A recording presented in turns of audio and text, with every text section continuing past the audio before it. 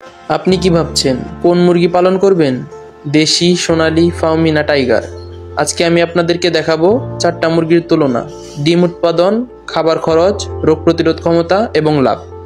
ভিডিওটি উপকারে আসলে একটি লাইক দিন আর চ্যানেলটি সাবস্ক্রাইব করতে ভুলবেন না। আসসালামু আলাইকুম। আমার পরিচিত একজন খামারি প্রথমে ফার্মি দিয়ে শুরু করেছিল, পরে টাইগারে গেল, এখন তিনি সোনালী হাইব্রিড এবং দেশি পালন করতেছেন। কেন? কারণ প্রত্যেকটা জাতের মুরগির সুবিধা অসুবিধা আলাদা। আজকে 4টা জাতের তুলনা করব বাস্তব অভিজ্ঞতা থেকে ইনশাআল্লাহ। দেশি মুরগি প্রাকৃতিক খাদ্য, ঘাস, পোকামাকড়, বাহিরের খাবার ইত্যাদি খেয়ে বেশি বড় হয় এরা। এই জন্য সহজে রোগে পড়ে না, রোগ প্রতিরোধ ক্ষমতা বেশি হয়ে থাকে। বাজারে চাহিদা বেশি, সেটি ডিম হোক কিংবা মাংস। বছরে ডিম অনেক কম দিয়ে থাকে, এগুলো সাধারণত 80 থেকে 120টা পর্যন্ত ডিম দিয়ে থাকে। ছোট ফার্ম বা বাড়ির জন্য একদম পারফেক্ট। ধরেন একটা দেশি মুরগি বছরে গড়ে 120টা ডিম দিলে 17.5 টাকা করে বিক্রি করলেও 2100 টাকা হয়ে থাকে। ফিড খরচ নেই এবং ওষুধ খরচও নেই, তাই এগুলোতে লাভ বেশি। সোনালী মুরগি হাইব্রিড জাত, এগুলো দেশি রোড আইল্যান্ড রেড জাতের মিশ্রণ, তাই দ্রুত ডিম দেওয়া শুরু করে। মাংসের জন্য পালন করলেও দ্রুতই মাংসে চলে আসে, বাজার দরও খারাপ না। এগুলো বছরে 220 থেকে 250টা পর্যন্ত ডিম দিতে পারে। 6 মাসের মধ্যে এগুলো পূর্ণবয়স্ক হয়ে যায়। এগুলোর জন্য ফিড খরচ মাঝারি। ফার্মারদের পছন্দ হওয়ার সবচেয়ে বড় কারণ বাজারে এর ডিম দেশি মনে করে কিনে নেয়। আবার যারা দেশি মুরগি না চিনে তারাও এদের ডিম দেশি মুরগি মনে করে কিনে থাকে।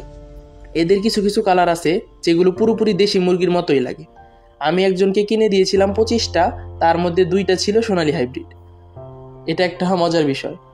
ফার্মি মুরগি এগুলো হলো মিশরীয় জাত, ডিমের গুণগত মান অনেক ভালো, রোগ প্রতিরোধ ক্ষমতাও এদের ভালো, অ্যান্টিবায়োটিক এই জন্য কম লাগে। তবে ঠান্ডা লাগলে এদের সবচেয়ে বেশি সমস্যা হয়। দিনে 1টা করে ডিম দেয় এবং বছরে এগুলো সাধারণত 240 থেকে 250টা ডিম দিয়ে থাকে। এগুলোকে অনেকে ডিমের রানী বলে থাকে। এগুলোর জন্য ফিড খরচ তুলনামূলক বেশি হয়ে থাকে। এদেরকে খাঁচায় পালন করলে ভালো হয়, কারণ জায়গা কম লাগে এবং এরা খাঁচায় স্বাচ্ছন্দ্য বোধ করে। এদেরকে অনেকে সাইলেন্ট হিরো বলে থাকে, কারণ এদের ডিমও দেশি মুরগির ডিম হিসাবে বিক্রি করে থাকে অনেকে। কারণ এদের ডিম আর দেশি মুরগির ডিমের কালার প্রায় কাছাকাছি হয়ে থাকে। প্রচুর পরিমাণ ডিম দেয় এবং দেশি মুরগির ডিমের দামে বিক্রি করা গেলে লাভ পাওয়া যায়। টাইগার মুরগি এগুলো নতুন জাত, এই জন্য এগুলোতে মাংস উৎপাদন বেশি। এগুলোর রং সাধারণত কালচে হলুদ রঙের ডোরাকাটা হয়ে থাকে। হাইব্রিড মাংস ও ডিমের জন্য বিখ্যাত। এগুলো বছরে 150 থেকে 180টা পর্যন্ত ডিম দিয়ে থাকে। ওজন 2.5 থেকে 3 কেজি পর্যন্ত হয়ে থাকে। কিছু কিছু ক্ষেত্রে 5 কেজি পর্যন্ত হয়ে থাকে। রোগ প্রতিরোধ ক্ষমতা মোটামুটি। বাস্তব অভিজ্ঞতা থেকে বললে এদের ঠান্ডা লাগলে বাঁচানো খুব কষ্ট। ফিড বেশি খায়, তাই মাংস বিক্রি করলে লাভ বেশি। এদের ডিম বিক্রি করে লাভ কম, তবে এদের বাচ্চা বিক্রি করে লাভ করা সম্ভব।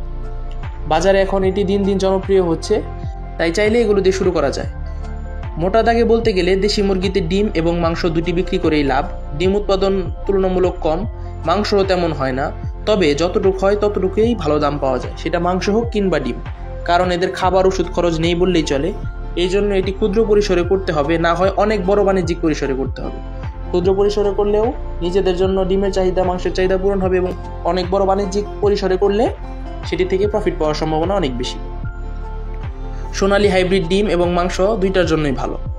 ফার্মি ডিমের জন্য ভালো, তবে খাদ্য খরচ বেশি। টাইগার মুরগি মাংসের জন্য পালন করলে ভালো, তবে ডিমে তেমন প্রফিট পাওয়া যায় না। সবচেয়ে ভালো হয় সোনালী হাইব্রিড জাতের খামার অথবা দেশি খামার করলে। এগুলোর সবসময় চাহিদা ও বাজার দর ভালো থাকে। আপনার খামারের পরিবেশ, বাজেট এবং আপনার লক্ষ্য ডিম না মাংস, সেই অনুযায়ী আপনি মুরগি নির্বাচন করবেন। নতুনদের জন্য আমার পরামর্শ সোনালী এবং দেশি দিয়ে তারা শুরু করবে। নিজেদের বাড়ির জন্য অল্প ডিমের চাহিদা পূরণ করার জন্য দেশি মুরগির খামার করতে পারেন।